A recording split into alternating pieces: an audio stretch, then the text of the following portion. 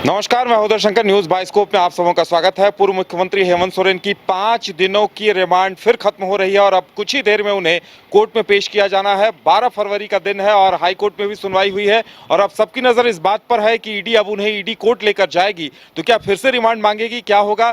तमाम चीजों को जानने के लिए बात करेंगे अपने संवाददाता नीरज से। नीरज, क्या कुछ सूत्रों के हवाले से जानकारी आ रही है? देखिए, आज पूर्व मुख्यमंत्री हेमंत सोरेन की रिमांड अवधि पूरी हो रही है। 10 दिनों की रिमांड अवधि जो हो चुकी है।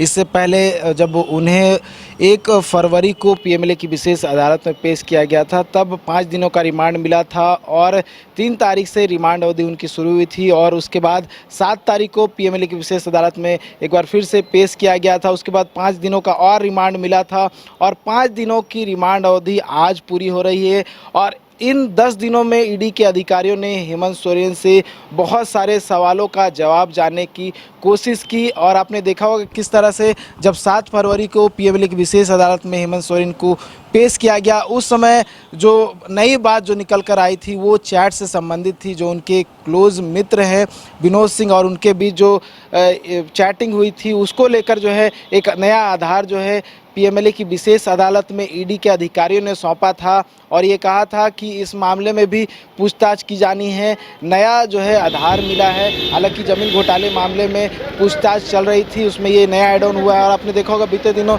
भानु प्रताप प्रसाद को ले जाया गया था उस जगह पे जिस जगह को लेकर जो है हेमंत सोरेन की संलिप्तता सामने आई थी, जिस जमीन को लेकर जो हेमंत सोरेन का नाम पहली बार सामने आया था, उस मामले में हेमंत सोरेन की गिरफ्तारी भी हुई थी। तो भानु प्रताप प्रसाद को वहां पर ले जाया गया था और उसके बाद उस जगह का पूरी तरह से निरीक्षण किया गया था, सर्वे कर उसके बाद जो टीम है भानु प्रताप प्रसाद को वापस लेकर लौट गई थी। तो कहीं ना कहीं ये आधार भी जो है अब दिया जाएगा, बाकायदा फोटोग्राफ्स के साथ जो है पीएमएलए कोर्ट में पेश किया जाएगा। और कहीं ना कहीं जो सवाल खड़ा हो रहा था कि हेमंत सोरेन की गिरफ्तारी गलत तरीके से की गई है, उनकी कोई संलिप्तता नहीं है, कहीं ना कहीं उस बात को कहीं ना कहीं एक पेपर के माध्यम से, एक डॉक्यूमेंट के माध्यम से आज दाखिल किया जा सकता है। ये जवाब उसमें दिया जा सकता है कि यही वो ज़मीन है जिस ज़मीन के आधार पर जो है हमने गिरफ्तारी की है, जिसका वो लगातार खंडन करते रहे हैं। उसके साथ साथ विनोद सिंह से पूछताछ हुई थी और पिंटू, अभिषेक प्रसाद पिंटू जो कि उनके प्रेस सलाहकार रहे हैं, उनसे पूछताछ हुई थी। धीरज साहू जो हैं उनसे पूछताछ हुई थी। तो ये तमाम लोग हैं जो कहीं ना कहीं इस पूरे प्रकरण में जुड़े हुए थे, उनसे पूछताछ हुई है और नया आधार कहीं ना कहीं जोड़ने की कोशिश की गई होगी, क्योंकि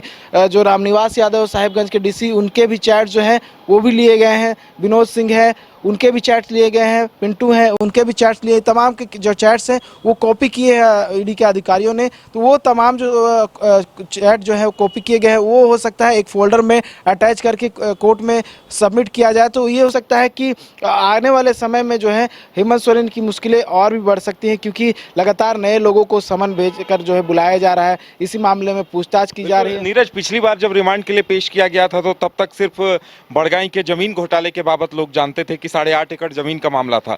फिर ये चैट का चैप्टर सामने आ गया था। ईडी ने दावा कर दिया था कि और लगभग 40 पेज का चैट रखा था और कई पेज वायरल भी हो गए, कई अधिकारियों की नींदें उड़ गई हैं और अब तक किसी ने खंडन नहीं किया है कि ये चैट नहीं है। यानी ये तय माना जाना चाहिए कि वो जो चैट में जो कुछ लिखा हुआ है, कुछ अधिकारियों के नाम है, वो सब कुछ सही है, क्योंकि किसी की तरफ से खंडन नहीं किया गया है। तो क्या लगता है कि कुछ और नए तथ्य, कुछ नए सबूत रख दिए जा सकते हैं ईडी की तरफ से? बिल्कुल। देखिए, जिस तरह से मैंने बताया कि साहिबगंज के डीसी रामनिवास यादव, विनोद सिंह, अभिषेक प्रसाद पिंटू, इन तीनों का चैट जो है कॉपी किया गया है। उनके जो व्हाट्सएप चैट्स वगैरह हैं सारा कॉपी किया गया है। तो आज जो पीएमएलए की विशेष अदालत में ईडी नया आधार पेश कर सकता है, उसमें फर्दर डेवलपमेंट, क्या कुछ फर्दर डेवलपमेंट आया है वो उसमें ऐड ऑन हो सकता है। क्योंकि आपने जिस तरह से कहा कि किसी ने इस बात की खंडन नहीं की है कि चैट सही है या गलत है, क्योंकि ये पूरा मामला जो है काफ़ी उजागर हुआ है, काफ़ी वायरल भी हुआ है किस तरह से जो चैट्स थे, और इसका किसी ने खंडन नहीं किया कि ये चैट जो है